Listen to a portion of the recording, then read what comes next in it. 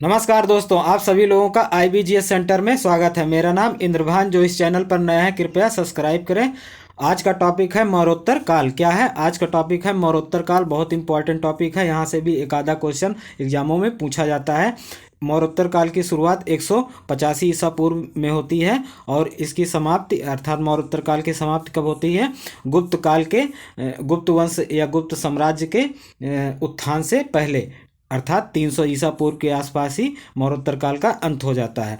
तो मौरोत्तरकालीन को या मौरोत्तर काल के इतिहास को हम जानने के लिए तीन प्रकार के स्रोतों को अध्ययन करते हैं। तीन प्रकार के स्रोतों का अध्ययन करते हैं। कौन कौन? एक है पुरातात्विक साक्ष्य, दूसरा है मौरोत्तरकालीन सिक्के और तीसरा है साहित्यिक साक्ष्य। तो मौरोत्तर काल का जो शुरुआत होता है वो शुंग वंश करता है। ठीक है, कैसे? तो मौर्य काल का जो अंतिम शासक था बृहदत्त, उसको मारकर पुष्यमित्र शुंग जो है शुंग वंश का स्थापना करता। तो स्टार्ट करते हैं सबसे पहले साक्ष्य के बारे में। तो साक्ष्य में सबसे पहले हम देखेंगे क्या? पुरातात्विक साक्ष्य। सबसे पहले हम पुरातात्विक साक्ष्य इसमें देखने वाले हैं। तो यहाँ पे एक एक करके पहले सरसरी निगाहों पे देख लेते हैं, आगे एक एक करके इनका हम चर्चा करने वाले हैं। तो देख लेते हैं। सबसे रुद्रदामन का गिरनार या जूनागढ़ अभिलेख ठीक है, इसी को गिरनार भी कहा जाता है, जूनागढ़ अभिलेख भी कहा जाता है। अयोध्या अभिलेख, और उसके बाद और क्या है? खारवेल का हाथी गुम्फा अभिलेख। क्या? हाथी गुम्फा अभिलेख। नासिक प्रशस्ति और अमरावती अभिलेख, बेसनगर अभिलेख और कन्हेरी अभिलेख, ये जो संबंधित हैं, किससे संबंधित हैं?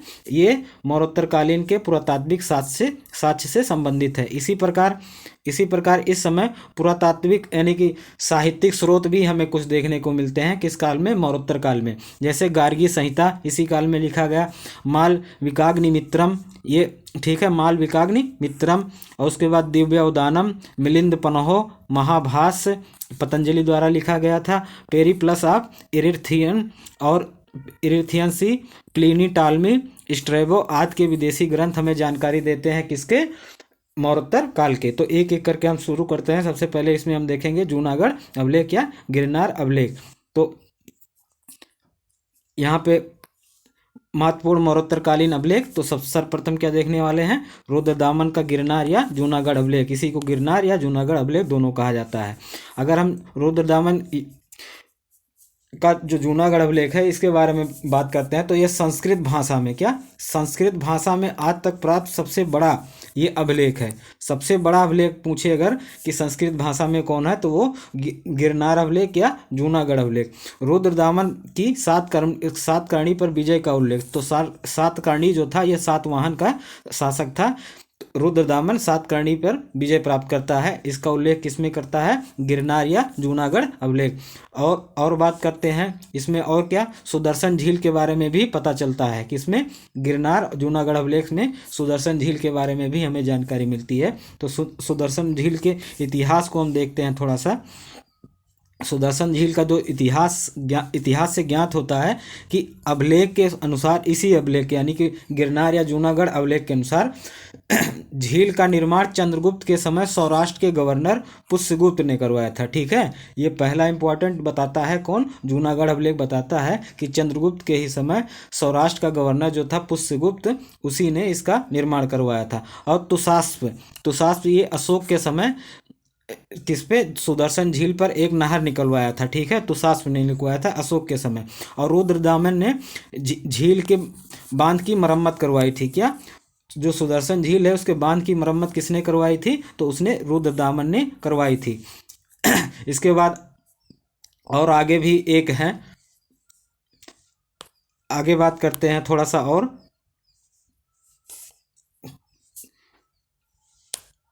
इस अभिलेख से चंद्रगुप्त मौर्य का नाम चंद्रगुप्त भी प्राप्त होता है। ठीक है, तो यहाँ से हमें क्या क्या प्राप्त होता है? सबसे पहले तो हम ये जानते हैं कि गिरनार जो है, गिरनार सबसे बड़ा संस्कृत अभिलेख है, ठीक है। दूसरा हम ये जानेंगे कि रुद्रदामन सातकर्णी के विजय की चर्चा जो की गई है वो रुद्रदामन या रुद्रदामन के गिरनार या जूनागढ़ अभिलेख में किया गया है। इसके साथ में सुदर्शन झील का निर्माण भी, अर्थात सुदर्शन झील है उसके बांध की मरम्मत भी रुद्रदामन ने करवाया था। और इसी अभिलेख में चंद्रगुप्त मौर्य का नाम चंद्रगुप्त मिलता है, ठीक है। बहुत इंपॉर्टेंट है ये रुद्रदामन का गिरनार और जूनागढ़ अभिलेख, इसे अपने दिमाग में छाप लीजिए। आगे थोड़ा सा बात करते हैं। इसी अभिलेख में यानी कि जूनागढ़ या गिरनार अभिलेख में सर्वप्रथम विष्णु के साथ लक्ष्मी का उल्लेख मिलता है, यानी कि विष्णु की पत्नी लक्ष्मी को सर्वप्रथम किस काल में दिखाया जाता है, तो मौर्योत्तरकालीन में दिखाया जाता है। अयोध्या अभिलेख दूसरा इंपॉर्टेंट है। ये भी पुष्यमित्र शुंग द्वारा राजधानी अयोध्या बनाई गई थी, ऐसा उल्लेख इसमें मिलता है। और शुंगों की यौनों पर विजय की पुष्टि भी करता है क्या, अयोध्या अभिलेख। तो अयोध्या अभिलेख बहुत इंपॉर्टेंट है। अयोध्या में 2 अभिलेख प्राप्त हुए हैं, एक धन कुबेर का अभिलेख क्या, एक ये संबंधित है धन कुबेर अभिलेख महाजनपद काल में, ठीक है। और दूसरा जो है मौर्योत्तर काल से संबंधित है अयोध्या अभिलेख, तो ये संबंधित है पुष्यमित्र शुंग से संबंधित है। इसमें बताया गया है कि पुष्यमित्र शुंग ने अपनी राजधानी अयोध्या को बनाया और शुंगों पर और यवनों पर भी विजय प्राप्त की। किसने, शुंग वंश ने। पुष्यमित्र शुंग द्वारा कराए गए 2 अश्वमेध यज्ञ की भी जानकारी हमें कौन देता है, अयोध्या अभिलेख, इसे दिमाग में छाप लीजिए। और दूसरा ये कि पुष्यमित्र शुंग 2 बार क्या करवाया था, अश्वमेध यज्ञ, पूछा गया है, बहुविकल्पीय में दिया गया है ऐसे कि 2 बार किसने अश्वमेध यज्ञ करवाया है, तो पुष्यमित्र शुंग, ठीक है। एक ऑप्शन उसमें था पुष्यमित्र शुंग। अब और बात करते हैं खारवेल का हाथी गुम्फा अभिलेख, क्या खारवेल का हाथी गुम्फा अभिलेख या प्रथम प्रशस्ति अभिलेख इसे कहा जाता है, क्या प्रथम प्रशस्ति अभिलेख इसे कहा जाता है। तो खारवेल का जो हाथी गुम्फा अभिलेख है इसे प्रथम प्रशस्ति अभिलेख कहा जाता है। यह भुवनेश्वर के उदयगिरी पर्वतन से प्राप्त हुआ है, ठीक है, पर्वत से प्राप्त हुआ है। खारवेल द्वारा मगध के शासक बृहस्पति मित्र को पराजित करना, इसके अंतर्गत इसका उल्लेख किया गया है। और खारवेल का हाथी गुम्फा अभिलेख जो है महापद्म नंद के बारे में भी जानकारी देता है। इसके साथ साथ में खारवेल द्वारा यवन, सातकर्णी और पांड्य शासकों को पराजित करने का भी हमें साक्ष्य देता है, क्या हाथी गुम्फा अभिलेख। तो बहुत इंपॉर्टेंट है हाथी गुम्फा अभिलेख। क्या क्या हमें देता है, ये हमें देता है जानकारी कि बृहस्पति मित्र को खारवेल ने हराया था और खारवेल ने यवन, सातकर्णी और पांड्य को भी पराजित किया था। इसके साथ साथ महापद्म नंद का कलिंग विजय के बारे में भी वर्णन करता है कौन, हाथी गुम्फा का खारवेल अभिलेख, ठीक है। आगे बात करते हैं नासिक प्रशस्ति। प्रथम प्रशस्ति किसे क्या कहा गया है, तो खारवेल के हाथी गुम्फा अभिलेख को, बहुत इंपॉर्टेंट है, उसे दिमाग में छाप लीजिए। नासिक प्रशस्ति गौतमीपुत्र सातकर्णी के विषय में जानकारी मिलती है, क्या नासिक प्रशस्ति से गौतमीपुत्र सातकर्णी के विषय में जानकारी मिलती है। गौतमीपुत्र सातकर्णी की माँ ने उत्कीर्ण इसे करवाया था, कौन, गौतमीपुत्र सातकर्णी की माँ जो थी किसे, नासिक प्रशस्ति को उत्कीर्ण करवाया था। इनके अनुसार सातकर्णी यानी कि गौतमी पुत्र ने शक, पल्लव, यवन को हराकर गुजरात, सौराष्ट्र एवं मालवा पर अधिकार किया था, ठीक है। तो ये कौन जानकारी देता है, नासिक प्रशस्ति देता है कि सातकर्णी ने शक, पल्लव, यवन को हराकर गुजरात, सौराष्ट्र और मालवा पर अधिकार कर लिया था। शक गुजरात पे शासन करते थे, पल्लव सौराष्ट्र पे और यवन मालवा पे शासन करते थे। इसमें गौतमी पुत्र सातकर्णी को क्षत्रियों का मर्दन करने वाला परशुराम के समकक्ष बताया गया है। मर्दन अर्थात मारने वाला, क्षत्रियों को मारने वाला परशुराम, जैसे परशुराम गुस्साते थे तो क्षत्रियों को समाप्त कर देते थे, मार देते थे, उसी प्रकार से इसमें इसी में बताया गया है नासिक प्रशस्ति में। और इसके अंतर्गत क्या है, थोड़ा सा ये भी जान लेते हैं। इसी के अंतर्गत गौतमी पुत्र सातकर्णी को त्रिसमुद्र तोयपित वाहन कहा गया है, क्या त्रिसमुद्र तोयपित वाहन का है, अर्थात इसका अर्थ है जिसके घोड़े 3 समुद्र का पानी पिया हो, ठीक है, ऐसा बताया गया है, ठीक है, बहुत इंपॉर्टेंट है। इसे अपने दिमाग में छाप लीजिए। तो नासिक प्रशस्ति से क्या क्या इंपॉर्टेंट है, इसको एक महिला ने अर्थात गौतमीपुत्र सातकर्णी की माँ ने बनवाया था, और शक पल्लव यवन को हराकर इसने गुजरात सौराठ और मालवा पर अधिकार कर लिया था। इसके साथ साथ में क्षत्रियों को मारने वाला भी कहा गया है नासिक प्रशस्ति में। इसी के साथ में गौतमीपुत्र सातकर्णी को त्रिसमुद्र तोयपित या वाहन कहा गया, अर्थात जिसके घोड़े 3 समुद्र का पानी पिए हों। अर्थात किस में कहा गया है ये, तो ये कहा गया है प्रशस्ति में, ठीक है, प्रशस्ति नासिक प्रशस्ति में ये कहा गया है। तो अमरावती का अभिलेख बहुत इंपॉर्टेंट है। यह सातवाहन वंश का अभिलेख पहला अभिलेख है। क्या अगर पूछे सात वंश का पहला अभिलेख कौन सा है, तो अमरावती का अभिलेख जो है ये सात वंश का पहला अभिलेख है। तो अर्थात इसका ये अर्थ हुआ इसको किसने बनवाया, तो पुष्यमित्र शुंग ने ही बनवाया था, क्योंकि प्रथम शासक वही था। इसके बाद नाना घाट का अभिलेख बहुत इंपॉर्टेंट है। तो यह सातकर्णी प्रथम से संबंधित है। इसके अनुसार सातकर्णी प्रथम ने 2 अश्वमेध यज्ञ करवाए थे। इंपॉर्टेंट कौन कौन करवाया है, तो इसीलिए बताए थे पीछे कि ऐसे क्वेश्चन पूछा जाता है, यानी कि समानता दिया जाता है ऐसे क्वेश्चनों में। जैसे पुष्यमित्र शुंग हुआ, 2 अश्वमेध यज्ञ करवाया। इसी के साथ में सातकर्णी प्रथम जो है, क्या सातकर्णी प्रथम जो है वो भी 2 अश्वमेध यज्ञ करवाया था। तो 2 व्यक्ति ऐसे हैं जो अश्वमेध यज्ञ करवाए हैं 2 बार। कौन, पुष्यमित्र शुंग और अश्वमेध यज्ञ। बेसनगर अभिलेख ये बहुत इंपॉर्टेंट है बेसनगर अभिलेख, क्योंकि ये संबंधित है, किससे संबंधित है, ये भागवत धर्म से संबंधित बहुत इंपॉर्टेंट अभिलेख है। यूनानी राजदूत हेलियोडोरस ने उत्कीर्ण करवाया था। इसे किसने करवाया था, तो हेलियोडोरस ने इसको उत्कीर्ण करवाया था। ये भागवत धर्म से संबंधित है। योम वासुदेव अर्थात विष्णु को समर्पित किया गया है। यह एक गरुड़ स्तंभ पर उत्कीर्ण है, अर्थात गरुड़ उसमें बनाया गया स्तंभ पे। जैसे ये एक स्तंभ इसी प्रकार के होते हैं, तो इसी स्तंभ पे एक गरुड़ बनाया गया है, गरुड़ शीर्ष पर गरुड़ बनाया गया है, ठीक है। इसमें काशी पुत्र भागभद्र शुंग शासक का उल्लेख भी मिलता है, किसमें, बेसनगर में। तो काशी का पुत्र कौन, भागभद्र शुंग का शासक भी इसमें उल्लेख किया गया है। यह मध्य प्रदेश के विदिशा जिले में स्थित है। क्या, मध्य प्रदेश के जो बेसनगर शिला अभिलेख है ये विदिशा जिले में है। कहाँ, विदिशा जिले में ये क्वेश्चन पूछा जा सकता है। अब बात करते हैं साहित्यिक इसमें, अर्थात साक्ष्य के अंतर्गत में दूसरा जो मौर्योत्तर काल के सिक्का था, पीछे हमने जाना था मौर्योत्तर काल के सिक्के के बारे में।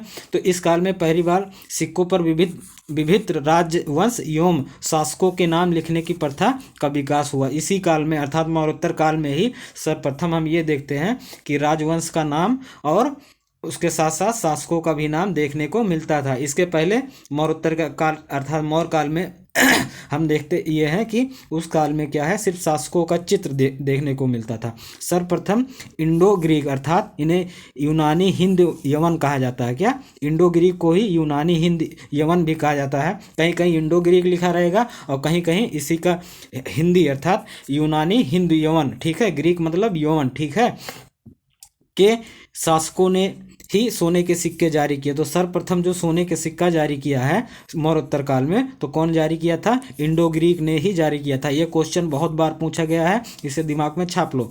आगे बात करते हैं मौर्योत्तर कालीन के जो साहित्यिक साक्ष्य हैं, इंपॉर्टेंट इसे भी देख लेते हैं। मौर्योत्तर काल के साहित्यिक साक्ष्य, तो इसमें गार्गी संहिता जो है ये बहुत इंपॉर्टेंट है। ये एक ज्योतिष शास्त्र है। क्या, गार्गी जो संहिता है ज्योतिष शास्त्र है। इसमें यवन आक्रमण की जानकारी हमें देखने को मिलती है। क्या, यवन आक्रमण की जानकारी हमें कहाँ से देखने को मिलती है, तो गार्गी संहिता से। मालविकाग्निमित्रम ये भी बहुत इंपॉर्टेंट है, किसकी रचित नाटक शास्त्र है, तो ये है कालिदास, बहुत इंपॉर्टेंट है कालिदास। अभिज्ञान शकुंतलम और मालविकाग्निमित्रम ये दोनों रचनाएं कालिदास के हैं। कालिदास का ये प्रथम नाटक है। अग्निमित्र के विदर्भ विजय की जानकारी हमें यहीं से मिलता है। अग्निमित्र का विदर्भ जो विजय हुआ था, विदर्भ जो विजय किए थे अग्निमित्र ने, उसकी जानकारी हमें मालविकाग्निमित्रम से ही मिलता है, ठीक है। और बात करते हैं अग्निमित्र के पुत्र वसुमित्र ने यवनों को हराया था, ठीक है। ये 2 जानकारी हमें मालविकाग्निमित्र से मिलता है। और गार्गी संहिता से हमें यवन को पराजित करने का साक्ष्य मिलता है। आगे बात करते हैं दिव्योदानम। यह एक बौद्ध धर्म है। यह भी हमें साक्ष्य देता है मौर्योत्तर काल के बारे में, क्योंकि दिव्योदानम जो लिखा गया है ये लिखा गया है 4वीं और 5वीं शताब्दी के आसपास। तो तीसरी शताब्दी के अंत में समाप्त हो जाता है क्या, मौर्योत्तर काल।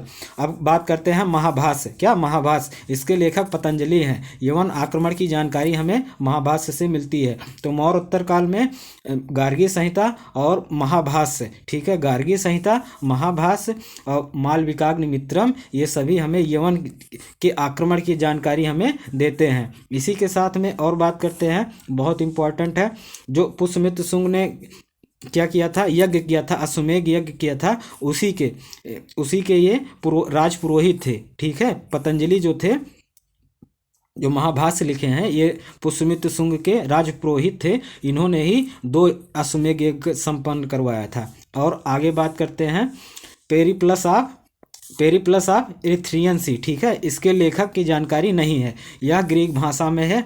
भारत एवं रोम व्यापार की विस्तृत चर्चा हमें देखने को मिलती है। सिर्फ यहाँ व्यापार, पेरिप्लस ऑफ इरिथ्रियन सी जो है, ये हमें बताता है कि भारत और रोम के बीच में गहरे व्यापार संबंध स्थापित थे।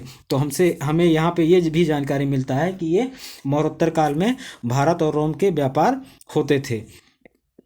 आगे प्लिनी 77वीं ईस्वी में, क्या प्लिनी 77वीं ईस्वी में, इसकी पुस्तक है नेचुरल हिस्टोरिका, बहुत इंपॉर्टेंट है, ये भी पूछा जाता है, इसे अपने दिमाग में छाप लीजिए। और भारत इटली के व्यापार की जानकारी ये देता है, ठीक है। तो प्लिनी जो था इटली का था, प्लिनी कहाँ का था, इटली का था। और पेरिप्लस ऑफ द इरिथ्रियन सी जो है वो किसका हमें जानकारी देता है, भारत और किसका देता है, भारत और रोम का, ठीक है, भारत और रोम का। इसी के साथ में और बात करते हैं, भारत रोम का व्यापार इतना समृद्ध था मौर्योत्तर काल में, तथा भारत का निर्यात इतना अधिक था कि प्लिनी कहता है कि भारत हर वर्ष रोम से 5500 करोड़ सिस्टर्स यानी कि रोम मुद्रा को प्राप्त करता है। तो इतना ज़्यादा यानी कि अधिशेष व्यापार था भारत का रोम के साथ, अधिशेष व्यापार था उस समय। किस समय, मौर्योत्तर काल में, शुंग काल में। अब बात करते हैं इसके राजवंश। तो राजवंश क्या थे मौर्योत्तर काल में प्रमुख राजवंश जो थे ये 4 थे, जैसे शुंग वंश, कर्ण वंश, कुषाण वंश, सातवाहन वंश, ठीक है। ये सब जो संबंधित हैं ये किस, और एक इक्ष्वाक वंश, ये सब जो है मौर्योत्तर काल के ही वंश है। और मौर्योत्तर काल में ही इनका विकास और विनाश होता है। मौर्योत्तर काल में हम ये देखते हैं ब्राह्मण धर्म, यानी कि ये सभी जो शुंग वंश, कर्ण वंश, कुषाण वंश, सातवाहन वंश है, ये सभी एक जात, विशेष जात से संबंधित थे। कौन सी जात थी वो, ब्राह्मण जाति, क्या ब्राह्मण से संबंधित थे। तो ये ब्राह्मण कुल के वंश हैं। बात कर लेते हैं एक एक करके। तो सबसे पहले हम शुंग वंश देखते हैं, फिर कर्ण वंश, फिर उसके बाद कुषाण वंश, लास्ट में हम सातवाहन वंश देखेंगे। देखते हैं शुंग वंश सबसे पहले। तो शुंग वंश के अंतर्गत ये इसका जो होता है 185 ईसा पूर्व से 73 ईसा पूर्व के बीच में शुंग वंश राज करता है। अंतिम मौर्य शासक बृहदत्त की हत्या कर पुष्यमित्र शुंग ने जिस नवीन राज्य की नींव डाली वह शुंग वंश नाम से जाना जाता है, ठीक है। अर्थात बृहदत्त को मार कर या हत्या कर पुष्यमित्र शुंग वंश का स्थापना करता है। शुंग वंश के इतिहास के बारे में जानकारी साहित्यिक एवं पुरातात्विक साक्ष्य दोनों साक्ष्य हमें प्राप्त हैं। तो साहित्यिक में जैसे अभी पुरातात्विक साक्ष्य में पूरा हम बताए, जैसे कि पुष्यमित्र शुंग का जैसे जूनागढ़ और रुद्रदामन का जूनागढ़ अभिलेख या गिरनार अभिलेख, तो ये सब जो संबंधित है किससे संबंधित है, ये शुंग वंश से ही संबंधित है। और बात करते हैं शुंग वंश, तो ये ब्राह्मण परिवार से संबंध था। इसकी स्थापना पुष्यमित्र शुंग ने अंतिम मौर्य सम्राट के बृहदत्त को मारकर की थी। दिव्योदानम ग्रंथ में पुष्यमित्र शुंग को बौद्धों का शत्रु बताया गया है। अर्थात ये क्या था, ये ब्राह्मण धर्म को मानने वाला था और भागवत को भी मानता था, लेकिन ऐसा नहीं है। इसके काल में हम ये देखते हैं शुंग वंश के काल में, तो महिलाएं जो थी वो क्या, बौद्धों को मानती थी, और पुरुष जो थे वो ब्राह्मण धर्म को मानते थे।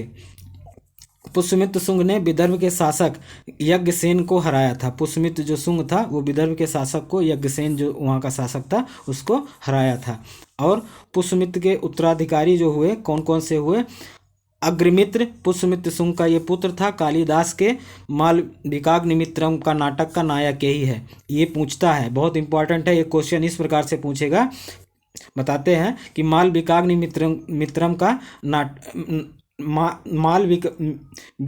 विकाग्निमित्रम नाटक का नायक कौन है? तो अग्निमित्र है। क्या? अग्निमित्र है। बहुत इंपॉर्टेंट है, इसे दिमाग में छाप लीजिए, ऐसा एक क्वेश्चन एक बार पूछा जा चुका है। ठीक है। और वसुज्येष्ठ या सुज्येष्ठा इसे कहा, एक था राजा, इसके उत्तराधिकारी भागभद्र। क्या? भागभद्र। इसके बारे में इसी के दरबार में हेलियोडोरस आया था। क्या? हेलियोडोरस किसके दरबार में आया था? भागभद्र, जो बेसनगर का स्तंभ है जो दोस्तों, वो किसने उसको स्थापित किया था? तो हेलियोडोरस ने ही स्थापित किया था। जिसमें विदिशा के गरुण स्तंभ स्थापित करवाया। किसने? विदिशा में जो गरुण स्तंभ है, या जो इसी को हम बेस स्तंभ भी कहते हैं। क्या? बेसनगर स्तंभ भी कहते हैं। ये विदिशा में है, या गरुण स्तंभ, तो ये भागभद्र के ही समय में स्थापित करवाया गया था। वसुमित्र इसके बाद होता है, इसने यवन शासकों को पराजित किया। क्या? यवन शासकों को कौन पराजित करता है? वसुमित्र करता है। इसके बाद कौन आता है? देवभूत। कौन आता है? देवभूत। यह शुंग वंश का अंतिम शासक था। क्या? अंतिम शासक। तो पूछता है अंतिम, जैसे मौर्य काल का अंतिम शासक कौन था? बृहद्रथ। इसी तरीके से शुंग वंश का अंतिम शासक देवभूत था। कौन था? देवभूत था। इसके मंत्री वासुदेव ने इसकी हत्या कर कर्ण वंश की स्थापना की। क्या? वासुदेव ने इसी का मंत्री था, उसको समाप्त करके कर्ण वंश की स्थापना करता है। अब आगे बात करते हैं कर्ण वंश, और थोड़ा सा देख लेते हैं। तो मेन तथ्य है ये कि भरहुत में जो भरहुत स्तूप है, भरहुत स्तूप का निर्माण जो है पुष्यमित्र शुंग ने करवाया था। बहुत इंपॉर्टेंट है। ठीक है। पुष्यमित्र शुंग ने सांची स्तूप की लकड़ी की वेदिका के स्थान पर पत्थर की वेदिका का भी निर्माण करवाया था। तो सांची स्तूप जो है बौद्ध से संबंधित, अभी हम पीछे पढ़े कि पुष्यमित्र क्या था? वो भागवत धर्म को मानने वाला था। ठीक है। ब्राह्मण धर्म को मानने वाला था, जिसके कारण वो उसे बौद्ध या बौद्ध को नष्ट करने वाला भी कहा गया है, लेकिन ऐसा नहीं है। इसी ने पुष्यमित्र शुंग ने सांची स्तूप को क्या लकड़ी की वेदिका के स्थान पर पत्थर की वेदिका का भी निर्माण करवाया था। तो वो बात हम ऐसा लगता है कि वो गलत बात थी या गलत प्रतीत होती है ऐसी बातें। कर्ण वंश दूसरा जो है कर्ण वंश, तो अंतिम शासक देवभूत को मारकर वासुदेव ने क्या करता है? कर्ण वंश की स्थापना करता है। इसके 4 राजा होते हैं। इस वंश के कुल केवल 4 राजा होते हैं। और क्या है? वासुदेव, भूमिमित्र, नारायण और सुशर्मा या सुशर्मन। अंतिम शासक सुशर्मन या सुशर्मन की हत्या सिमुक ने की थी। क्या? सिमुक ने की थी। और सातवाहन वंश की स्थापना किसने की थी? तो ये सातवाहन अंतिम राजा जो यानी कि कर्ण का अंतिम शासक जो था, उसको मार करके सिमुक का स्थापना करता है। कौन करता है? मतलब सिमुक करता है और सातवाहन वंश का स्थापना करता है। ठीक है। अब बात करते हैं आगे। तो सातवाहन वंश के बारे में हम देखते हैं। तो आरंभिक सातवाहन शासक जो थे, आंध्र प्रदेश में नहीं बल्कि उत्तरी महाराष्ट्र में ये थे। कारण ये था, सातवाहनों के प्राचीनतम सिक्के एवं अधिकांशतः आरंभिक अभिलेख जो हैं महाराष्ट्र से ही प्राप्त हुए हैं। इसीलिए हम ऐसा अनुमान लगाते हैं कि जो सातवाहन वंश था वो आरंभिक में उत्तरी महाराष्ट्र में ही पाए जाते थे। इसके संस्थापक कौन था? तो सिमुक था। तो सिमुक जो कर्ण का अंतिम शासक था, सुशर्मा या सुशर्मन, उसका हत्या कर डाला था। ठीक है। इसी के साथ में सातवाहन की स्थापना की गई। सिमुक, इसमें सातवाहन वंश की स्थापना की गई। राजधानी सातवाहन शासकों की राजधानी प्रतिष्ठान थी। क्या? बहुत इंपॉर्टेंट है प्रतिष्ठान। तो ये सातवाहन की राजधानी थी प्रतिष्ठान। ठीक है। क्या? सातवाहन की राजधानी का नाम क्या था? प्रतिष्ठान। ये बहुत बार पूछा गया है, इसे दिमाग में छाप लीजिए। सातवाहन की राजधानी प्रतिष्ठान। प्रतिष्ठान किसकी राजधानी थी? सातवाहन की। ठीक है। और बात करते हैं सातवाहन वंश के प्रमुख शासक कौन कौन से हुए, एक एक करके थोड़ा उनको भी देख लेते हैं। यह सिमुक का भाई था। इसने सातवाहन साम्राज्य को नासिक तक बढ़ाया। क्या जो सिमुक का भाई था कृष्ण, इसने सातवाहन साम्राज्य को नासिक तक बढ़ाया। नासिक की गुफाओं की स्थापना किसने की थी? तो कृष्ण ने ही की थी। और बात करते हैं आगे सातकर्णी प्रथम, बहुत इंपॉर्टेंट, यही सबसे प्रतापी और तेजस्वी राजा होता है इस काल का।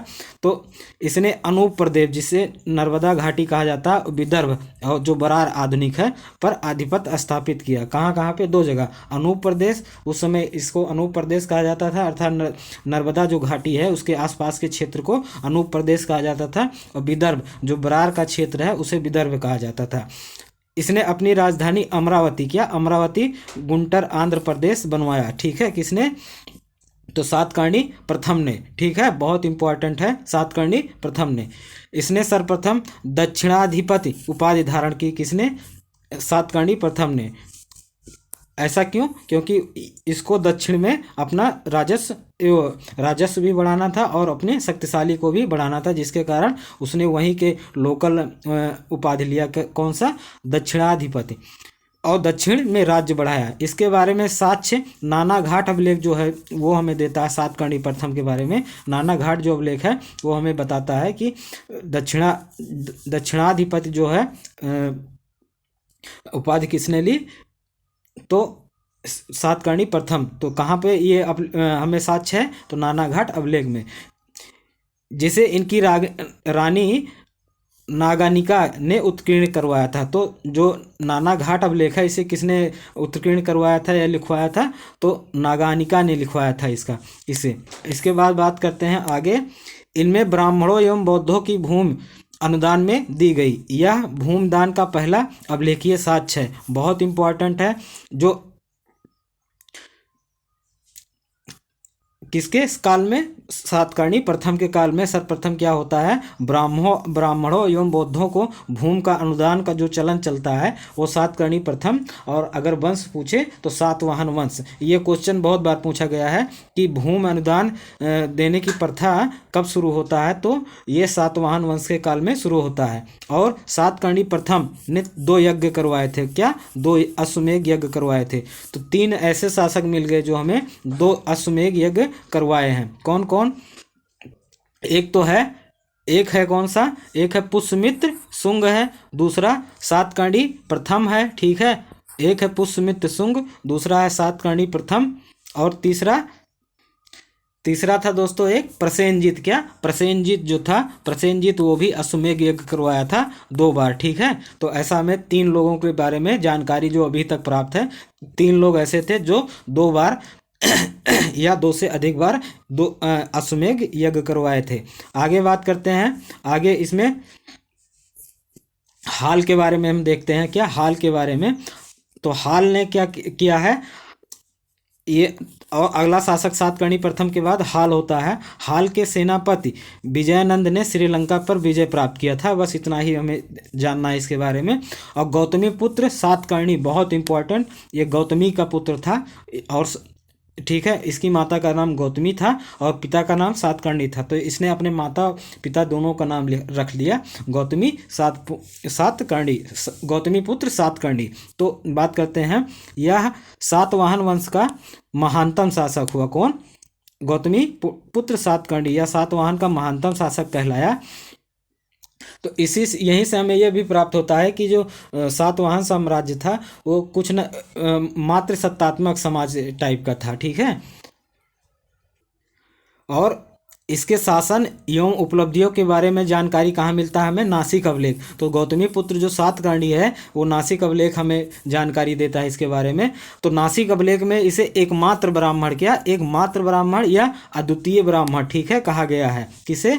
तो गौतमी पुत्र सातकर्णी को अद्वितीय ब्राह्मण या एकमात्र ब्राह्मण किसमें कहा गया है? तो नासिक अभिलेख में। और इसमें इसी के अंतर्गत इसने कौन? गौतमी पुत्र सातकर्णी ने खतियद पदम क्या? खतियत पदम दनस, क्या? बहुत इंपॉर्टेंट है ये।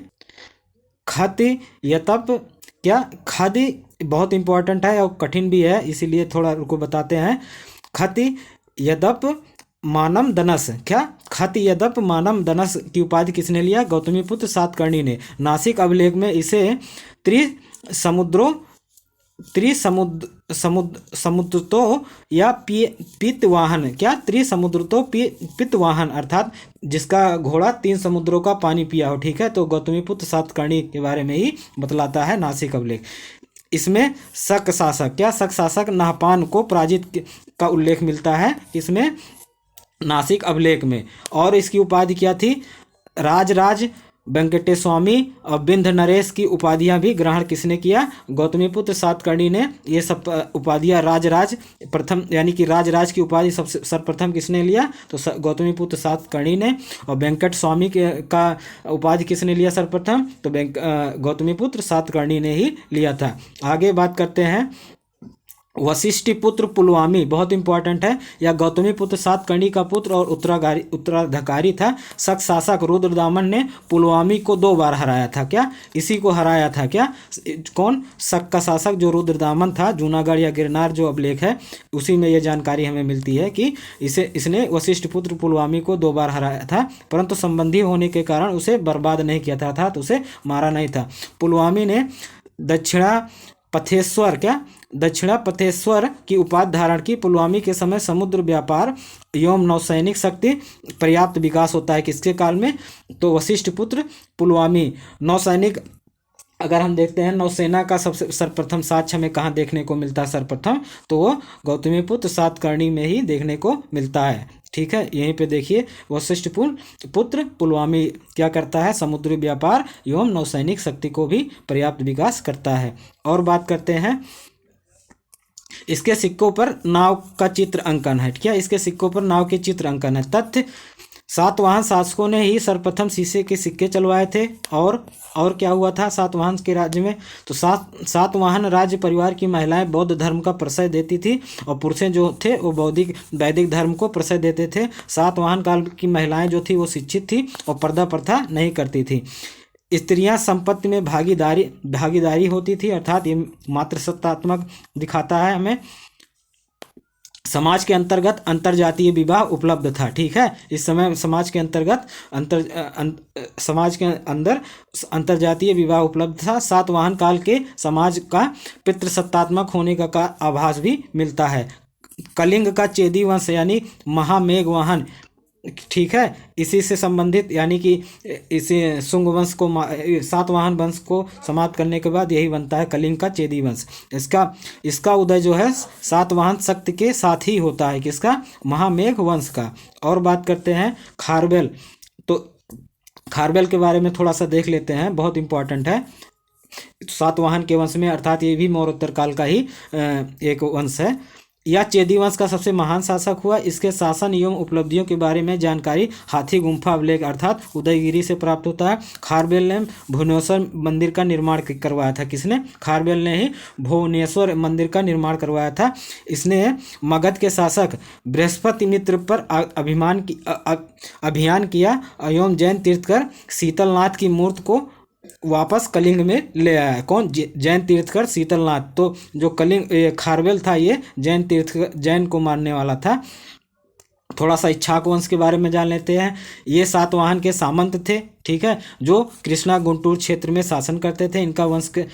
इस वंश का संस्थापक जो था शांतमूल था। क्या? शांतमूल था। शांतमूल के उत्तराधिकारी वीर पुरुषदत्त ने नागार्जुन कोंडा स्तूप का निर्माण करवाया। बहुत इंपॉर्टेंट है, यहाँ से यही एक क्वेश्चन ज़्यादा पूछा जाता है कि नागार्जुन कोंडा स्तूप का निर्माण किसने करवाया था? तो वीर पुरुष दत्त। क्या? वीर पुरुष दत्त ने ही करवाया था। और आगे बात करते हैं थोड़ा सा, और क्या क्या आता है। इच्छाक शासक बौद्ध मत के पोषक थे। 3री शताब्दी के बाद इच्छाकु राजा कांचीपुरम के पल्लवों के अधिकार में चले गए। ठीक है, अर्थात 3री शताब्दी के अंत तक ये इनके राज्य की समाप्ति हो गई। इच्छाकु राज्य का समाप्त हो गया। और बात करते हैं क्या, वाकाटक वंश। बहुत इंपॉर्टेंट है, ये भी मौर्योत्तरकालीन का एक वंश है। सातवाहन वंश के पतन से लेकर चालुक्यों के उदय के बीच में दक्कन में सर्वाधिक सबसे शक्तिशाली जो राजा एवं प्रमुख वंश होता है वो कौन सा था? वाकाटक वंश। कहाँ पे? दक्कन के क्षेत्र में। क्या? दक्कन के क्षेत्र में। संस्थापक क्या था पुराणों के अनुसार? वाकाटक का। पुराणों के अनुसार वाकाटक का वंश जो था विंध्य शक्ति था। क्या? वाकाटक का जो संस्थापक कौन था? विंध्य शक्ति। यही आता भी है एग्जामों में भी, याद रखिएगा। राजधानी तो इसकी जो प्रारंभिक राजधानी थे पुरिका। क्या? पुरिका या बरार थी। क्या? पुरिका या बरार थी। आगे बात करते हैं प्रवरसेन प्रथम। तो ये विंध्य शक्ति का पुत्र था। क्या? प्रवरसेन प्रथम। वाकाटकों क्या? वाकाटकों में सबसे प्रतापी शासक कौन? प्रवरसेन प्रथम होता है। महाराज की उपाधि भी धारण करता है और 4 बार ये अश्वमेध यज्ञ करता है। कितने बार? 4 बार। तो 2 बार तो हम पीछे देख ही लिए हैं कौन कौन, जैसे गौतमी पुत्र सातकर्णी और पुष्यमित्र शुंग, ये 2 बार अश्वमेध यज्ञ किए हैं। और जबकि 2 बार से अधिक, ऐसे भी क्वेश्चन पूछता है कि 2 बार से अधिक किसने अश्वमेध यज्ञ किया? तो प्रवरसेन। या 4 बार किसने अश्वमेध यज्ञ किया? प्रवरसेन। ठीक है। इसके शासन में वाकाटकों का राज्य बुंदेलखंड से हैदराबाद तक हो गया था। इसी के काल में प्रवरसेन इतना प्रतापी राजा था कि बुंदेलखंड से लेकर हैदराबाद तक अपने साम्राज्य का विकास कर डाला। प्रवरसेन द्वितीय, इसी को या दामोदर सेन कहा जाता है। ठीक है। प्रवरसेन द्वितीय दामोदर सेन, इसने वाकाटकों की राजधानी प्रवरपुर में स्थापित किए। इसने ही अर्थात प्रवरसेन द्वितीय ने सेतुबंध नामक काव्य की भी रचना की है। सेतुबंध काव्य की रचना किसने की? तो प्रवरसेन द्वितीय ने की। अपने राज्य की स्थिति मजबूत करने के लिए अपने पुत्र नरेंद्र का विवाह कुंतल नरेश की पुत्री से कर डाला। ठीक है। अब बात करते हैं आगे पृथ्वीसेन द्वितीय। तो यह विंध्य शक्ति शाखा का अंतिम शासक था। पृथ्वीसेन द्वितीय यानी कि वाकाटक जो है, ऐसे क्वेश्चन पूछे कि वाकाटक का अंतिम शासक कौन था? तो पृथ्वीसेन द्वितीय था। और बात करते हैं हर्षेण के अंतर्गत। इसके बाद वाकाटकों का इतिहास समाप्त हो जाता है हर्षेण के बाद। ठीक है। मौर्योत्तर काल में विदेशी आक्रमण देखने को मिलते हैं कौन कौन से, ये भी क्रम में याद करिएगा, यहीं से क्वेश्चन आता है। जैसे यवन, इन्हीं को हिंद यूनानी कहा जाता था। इंडो ग्रीक, ठीक है, इन्हीं को ही कहा जाता था इंडो ग्रीक या हिंद यवन। ठीक है। इंडो ग्रीक, यवन या हिंद यूनानी ये एक ही थे। उसके बाद पार्थियन आए थे जिसे पहलव कहा जाता है। उसके बाद सबसे बाद में कुषाण आता है। कौन आता है? कुषाण। अब बात करते हैं सबसे पहले 1 नंबर हिंद यवन। क्या? हिंद यवन या इंडो ग्रीक। इस काल में क्या, मौर्योत्तर काल में सबसे महत्वपूर्ण क्या हमें घटना देखने को मिलता है? राजनीतिक घटना हिंद यवन या इंडो ग्रीक का आक्रमण। ठीक है। तो मौर्योत्तर काल की सबसे प्रमुख जो घटना थी, राजनीतिक घटना थी, भारत पर यूनानियों का आक्रमण था। ठीक है। बैक्टीरिया के यवनों द्वारा भारत पर आक्रमण के प्रमुख कारण, तो कौन कौन से कारण थे उसके बारे में हम देख लेते हैं। पहला, सेल्यूकस द्वारा स्थापित साम्राज्य की कमजोरी, पहला ये कारण था। दूसरा, शकों का बढ़ता प्रभाव। तीसरा ये था डियोडोटस द्वितीय द्वारा अपने राज्य को सेल्यूकस साम्राज्य से अलग कर लेना। ठीक है। यही 3-4 कारण थे जो हमें देखने को मिलते हैं यवन यानी कि बैक्टीरिया के यवनों द्वारा भारत पर आक्रमण के प्रमुख यही कारण थे। ठीक है। और बात कर लेते हैं बैक्टीरिया शासकों का भारत पर आक्रमण। तो भारत पर आक्रमण करने वाला सबसे पहला यवन या ग्रीक आक्रमणकारी डेमेट्रियस प्रथम था। क्या? डेमेट्रियस प्रथम था। बैक्टीरिया के विद्रोह में, क्या, बैक्टीरिया में विद्रोह होने के कारण नए क्षेत्र की चाह में यूकेटाइडस ने भारत पर आक्रमण कर दिया। अतः भारत में 2 कुलों का शासन स्थापित हो गया। क्या? 2 कुल के शासन हो गए। कौन कौन से? एक ये डेमेट्रियस और दूसरा कौन था? दूसरा यूकेटाइडस। क्या? दूसरा यूकेटाइडस। आगे बात करते हैं बैक्टीरिया के यवन जो थे कौन कौन से, जो जैसे डेमेट्रियस, यूक्रेटाइडस। और डेमेट्रियस का संस्थापक कौन था? डेमेट्रियस प्रथम था। और यूकेटाइडस का संस्थापक कौन था? यूकेटाइडस ही था। और इसकी राजधानी यानी कि डेमेट्रियस वंश की राजधानी कहाँ थी? साकल या सयालकोट। और यूक्रेटाइडस का जो राजधानी था तक्षशिला था। और प्रतापी शासक इसका किसका? बैक्टीरिया में मिनांडर था। इस जो मिलिंद पनहो जो संवाद है इसी से संबंधित है। बैक्टीरिया का ही शासक था। इसने बौद्ध धर्म को ग्रहण किया था। तो एंटियालकीडस। ठीक है। मिनांडर के बारे में थोड़ा सा हम देख लेते हैं। बहुत इंपॉर्टेंट है। मिलिंद पनहो या मिनांडर, तो यह मिलिंद के नाम से जाना जाता था। इसने गंगा यमुना के दोआब पर आक्रमण कर दिया। क्या गंगा यमुना के दोआब पर कौन आक्रमण करता है? तो मिनांडर करता है। इसने भारत के सिकंदर से भी बड़ा क्षेत्र जीता था। भारत में जो है मिनांडर ने सिकंदर से भी बड़ा क्षेत्र जीता था। बौद्ध भिक्षुक नागसेन से प्रभावित होकर इसने बौद्ध धर्म को अपनाया था। ठीक है, बहुत इंपॉर्टेंट है ये चीज़ें। मिलिंद पनहो ग्रंथ, क्या मिलिंद पनहो ग्रंथ जो है मिलिंद पनहो, इसमें मिलिंद एवं नागसेन के मध्य हुए वार्तालाप को संकलित किया गया है। एंटियालकिडस ये यूक्रेटाइडस का वंश था। ठीक है, और बात कर लेते हैं शक आक्रमण। क्या शक आक्रमण बहुत इंपॉर्टेंट है। शक आक्रमण, तो शक के बारे में हम जान लेते हैं। यूनानियों के बाद एशिया के शकों ने भारत पर आक्रमण किया। अर्थात ये शक जो थे एशिया के ही थे, इन्होंने ही भारत पर आक्रमण किया। तो भारत के शकों की कुल 5 शाखाएं थी। कितने? 5 शाखाएं थी। अफगानिस्तान में महाभारत से बाहर बस गई थी। कौन? अफगानिस्तान में। दूसरी जो शाखा था पंजाब शाखा, तीसरा मथुरा शाखा, चौथा महाराष्ट्र या नासिक शाखा, पांचवा था मालवा शाखा। ठीक है, बहुत इंपॉर्टेंट है। पार्थियन या पलहवन इन्हीं को कहा जाता है। पार्थियन मध्य एशिया के ईरान से आए थे। क्या पार्थियन जो आए थे एशिया के ईरान से आए थे। पार्थियन साम्राज्य का संस्थापक मिथ्रोडेटस था। क्या मिथ्रोडोटस प्रथम था। भारत में पार्थियन साम्राज्य का प्रथम शासक मायुस था, परंतु वास्तविक शासक मिथ्रोडेटस था। क्या मिथ्रोडेटस प्रथम था। कुषाण वंश इसके बाद आता है। पल्लव वंश के बाद लास्ट में कुषाण वंश, बहुत इंपॉर्टेंट। तो ये यूची जाति से संबंधित था। क्या ये मध्य एशिया की ही प्रजाति थी। कौन? यूची प्रजाति या जाति। ठीक है, तो ये मध्य एशिया के ही रहने वाले थे। कौन? कुषाण वंश, और यूची जाति से संबंधित थे। इसका जो संस्थापक था कौन? कुषाण वंश का। तो कुजुल क्या कौन था? कुजुल फडफिसस। क्या कुजुल फडफिसस था। बिम फडफिसस इसके बाद होता है। तो इसके बारे में यह कुषाण शक्ति का वास्तविक संस्थापक माना जाता है। बिम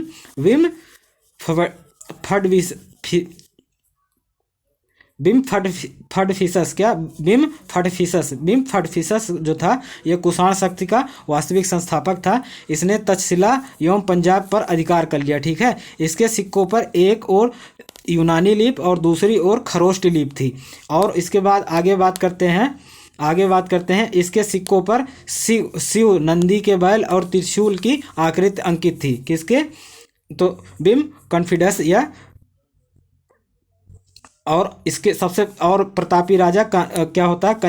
कनिष्क सर्वाधिक प्रसिद्ध कुषाण शासक था। क्या कनिष्क जो था ये सर्वाधिक बहुत ज़्यादा प्रसिद्ध था कुषाण वंश का। ठीक है, कनिष्क के राज्यारोहण के तिथि जो थी वो 78वीं ईस्वी है। इसी के उपलक्ष्य में कनिष्क द्वारा शक संवत को आरंभ किया जाता है। क्या शक संवत को आरंभ करने वाला कनिष्क था।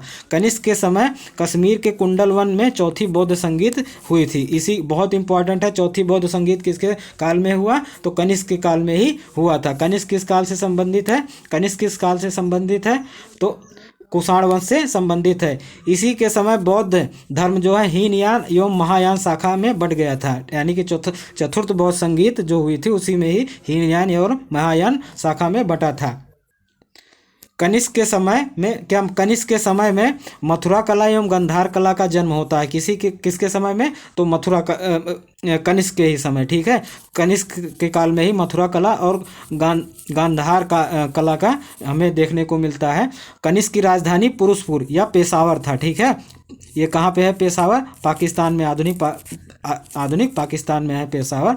तो कनिष्क की जो राजधानी थी पुरुषपुर या पेशावर में थी। और बात करते हैं कनिष्क के उत्तराधिकारी, बहुत इंपॉर्टेंट है। कनिष्क के उत्तराधिकारी तो वासिष्क या हुविस्क एवं वासुदेव कनिष्क काल का अंतिम शासक था। ठीक है, हुविक्स या एवं वासुदेव जो थे अंतिम शासक थे। कनिष्क के उत्तराधिकारी या कुषाण काल के अंतिम शासक थे। मौर्योत्तरकालीन के प्रशासक हम देखते हैं। मौर्योत्तरकालीन के प्रशासन किस प्रकार थे? अब सामाजिक आर्थिक इसी प्रकार से एक एक करके हम सब इस काल में देख लेते हैं। तो मौर्योत्तरकालीन प्रशासन शक शासक त्रातार क्या त्रातार यानी मुक्तिदाता की उपाधि धारण करते थे। शकों एवं कुषाणों ने राजत्व के देवत्व से जोड़ने पर बल दिया। क्या शक और कुषाण जो है राजत्व देवीय का राजत्व सिद्धांत को अपनाया। इनके अनुसार राजा को देवताओं का अवतार कहा जाने लगा। इसी कारण शक शासकों ने स्वयं को त्रातार, कुषाण शासकों ने स्वयं को देवपुत्र कहने लगे। क्या ये लोग अपने आप को ईश्वर के समतुल्य मानने लगे। और इस काल में प्रांतों में द्वैध शासन की शुरुआत होती है। किस काल में कुषाण काल में ही सर्वप्रथम हमें ये देखने को मिलता है द्वैध शासन। बहुत इंपॉर्टेंट है, द्वैध शासन किसके काल में देखने को मिलता है सर्वप्रथम हमें, तो कुषाण के ही काल में। मौर्य काल के पूर्ण केंद्रीयकरण अब विकेंद्रीकरण में बदलने लगे थे, अर्थात मौर्योत्तर काल में क्या चलन हो गया, विकेंद्रीकरण का चलन होने लगा, अर्थात गांव के तरफ शक्तियों को का रूप ज़्यादा होने लगा। कुषाण राजाओं ने महाराजा धीराज की उपाधि धारण की। किसने? कुषाण के राजाओं कौन किस प्रकार के उपाधियां धारण करते हैं, तो महाराजा धीराज का उपाधि धारण करते हैं। और बात करते हैं मौर्योत्तरकालीन अर्थव्यवस्था, बहुत इंपॉर्टेंट है। मौर्योत्तर काल को आर्थिक दृष्टि से प्राचीन भारत का स्वर्णकाल माना जाता है। ये आर्थिक दृष्टि से क्या मौर्योत्तर काल को आर्थिक दृष्टि से स्वर्णकाल माना जाता है।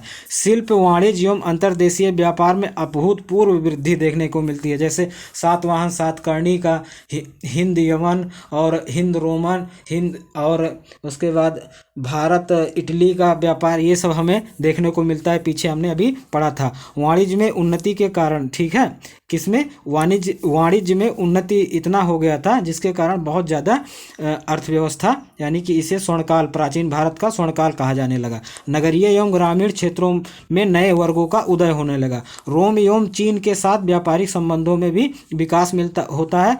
रेशम मार्ग की खोज एवं नियंत्रण कौन करता है? मौर्योत्तर काल में देखने को मिलता है, ठीक है, बहुत इंपॉर्टेंट है। इसी के साथ और बात करते हैं दक्षिण पूर्व एशिया के साथ व्यापारिक जुड़ाव भी हमें देखने को मिलता है मौर्योत्तर काल में। शिल्पियों का विभेदीकरण भी देखने को मिलता है। मौर्योत्तर काल का प्रमुख उद्योग जो था वह कौन था? वस्त्र उद्योग। क्या? वस्त्र उद्योग जो था सर्वप्रमुख उद्योग था। लोहा एवं इस्पात उद्योग में भारी वृद्धि हुई। किस काल में? मौर्योत्तर काल में। आंध्र प्रदेश के करीमनगर, ठीक है, और नालकोंडा लोहा एवं इस्पात का प्रमुख केंद्र था। यही क्वेश्चन पूछता है कि सातवाहन के समय में, सातवाहन वंश के समय में कौन सा खान जो है लोहे के लिए प्रसिद्ध था? तो करीमनगर और नालकोंडा, ये दोनों किससे संबंधित थे?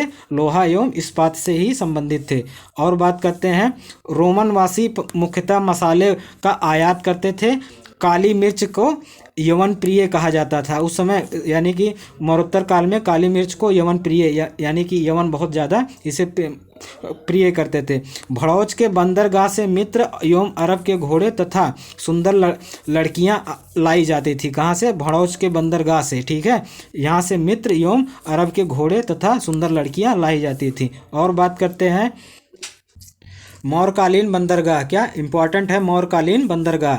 सोपारा पश्चिमी तट, भड़ौच गुजरात, देवल सिंधु और नागपत्तनम तमिलनाडु, मूसलीपट्टनम और मुजरिस, ये सब जो बंदरगाह थे बहुत इंपॉर्टेंट थे मौर्योत्तर काल के बंदरगाह ये हैं। इसे आप दिमाग में छाप लीजिए, यहाँ से पीसीएस वाला क्वेश्चन आ सकता है। मौर्यकालीन सिक्के कौन कौन से थे? तो सोने के सिक्के को क्या कहा जाता था? निस्क कहा जाता था। दिनार, सुवर्ण, पल या करसारपण, ठीक है, ये सब मौर्योत्तर काल में हम सोने के सिक्कों को कहते थे। और मौर्य काल में करसारपण, ठीक है, करसारपण या पद, ठीक है, ये मौर्य काल के सिक्के थे। और चांदी के सिक्कों को शतमान या करसारपण कहा जाता था। क्या? करसारपण, ठीक है। और तांबे के सिक्कों को काकड़ी कहा जाता था। और सिक्के बनाने में क्या सोना, चांदी, तांबा, सीसा का प्रचलन मिलता है। और सर्वप्रथम अगर हम देखते हैं शीशे का जो प्रचलन सिक्के के रूप में देखने को मिलता है सातवाहन साम्राज्य में हमें देखने को मिलता है। आगे बात करते हैं थोड़ा सा, भारत में सर्वप्रथम सोने के सिक्के हिंद यवन शासकों द्वारा चलाए गए थे, ठीक है। तो सिक्कों के बारे में अगर हम बात करें तो सोने के सिक्के जो भारत में चलाए विदेशी शासकों ने, तो कौन थे? हिंद यवन शासक थे। भारत में सबसे शुद्ध सोने के सिक्के कौन चलाया? कुषाण शासक ने चलाया, ठीक है, बहुत इंपॉर्टेंट है कुषाण। सर्वाधिक तांबे के सिक्का भी कुषाण ने ही चलवाया था। तो स्वर्ण के सबसे ज़्यादा शुद्ध सिक्के जो हैं कुषाण शासक ने, और तांबे का अगर पूछ ले सबसे ज़्यादा सिक्का तो कुषाण वंश ने चलवाया था। भारत में शीशे के सिक्के सर्वप्रथम सातवाहन शासकों ने चलवाए थे। ठीक है। भारत में जो है शीशे के जो सिक्के हैं सबसे ज़्यादा किसने चलवाया था? सातवाहन के शासकों ने चलवाया था। मौर्योत्तरकालीन समाज के बारे में हम देख लेते हैं। तो इस काल में समाज को प्रभावित करने वाले दो महत्वपूर्ण काम हुए। ठीक है, कौन कौन से देख लेते हैं एक एक करके। पहला क्या है? भारतीय समाज में बड़ी संख्या में जनजातियों को मिलाया गया। ठीक है, भारतीय समाज में बड़ी संख्या में जनजातियों को मिलाना पहला कार्य ये था। दूसरा, मौर्योत्तर काल में ये शुरुआत हो चुका था किस काल में? मौर्य काल में ही। उस काल में हम देखते हैं चंद्रगुप्त मौर्य 8वीं जाति को अपने सेना में भर्ती करवाता है। ठीक है, तो ये प्रभाव हमें मौर्योत्तर काल में भी बड़ी संख्या में देखने को मिलता है, अर्थात उनको बहुत सारे कामों में रखा जाने लगा। इस काल में विदिशाओं का भी आत्मसातीकरण हुआ। प्राचीन भारत में विदिशाओं का सर्वाधिक आत्मसातीकरण इसी काल में हुआ तथा जनजातियों एवं विदेशियों के मिलने से समाज में वर्णसंकरों की संख्या में बहुत ज़्यादा वृद्धि हमें किस काल में? मौर्योत्तर काल में देखने को मिलता है, जिससे इस काल में शूद्रों की सामाजिक स्थिति में सुधार आता है। क्या? विदेशी आक्रमण होने के कारण जो यहाँ पे वर्ण व्यवस्था बहुत ज़्यादा मजबूत हो गया था, उस वर्ण व्यवस्था में थोड़ा सा झुकाव होता है या वो वर्ण व्यवस्था थोड़ा टूटने लगता है किस काल में? मौर्योत्तर काल में। और बात करते हैं महिलाओं की दशा, जो दूसरा बहुत इम्पोर्टेंट है।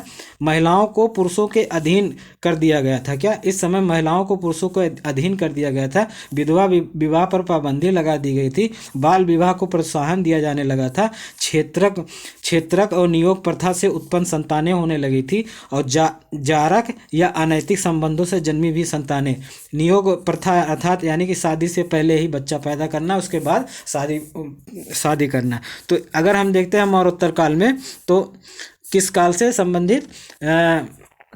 ऋग वैदिक काल के बाद में अगर हम देखते हैं तो उसके बाद मौर्योत्तर काल में थोड़ा सा स्थिति सुधार होता है महिलाओं का, लेकिन उसके बाद आगे हम देखते हैं तो महिलाओं की स्थिति में बहुत ज़्यादा गिरावट देखने को मिलती है। जैसे गुप्त काल, गुप्तोत्तर काल और आगे मध्यकालीन इतिहास, सभी इतिहासों में बहुत ज़्यादा गिरावट देखने को मिलता है। और थोड़ा सा बात कर लेते हैं इस काल में अनुलोम विवाह। क्या? अनुलोम विवाह, जिसे उच्च वर्ण का पुरुष होता था और निम्न वर्ण की स्त्री होती थी, उसे अनुलोम विवाह कहा जाता था।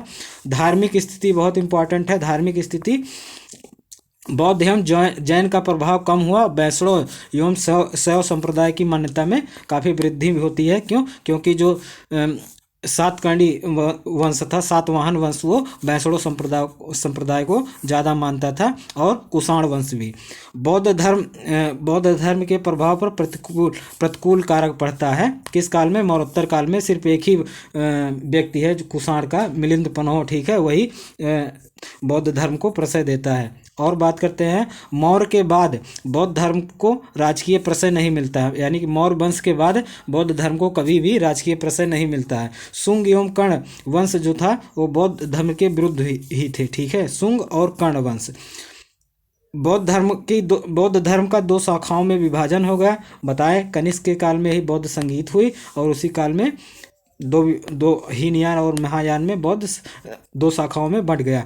अन्य संप्रदायों को राजकीय प्रश्रय मिलने लगा था। ठीक है, यानी कि अन्य संप्रदायों को बौद्ध धर्म आडंबर पूर्ण हो गया था तथा बौद्ध विहार विलासता एवं संभोग के केंद्र बनने लगे थे इस काल में। ठीक है, इस काल में, मौर्योत्तर काल में। इसी के साथ दोस्तों ये लेक्चर समाप्त होता है। नमस्कार।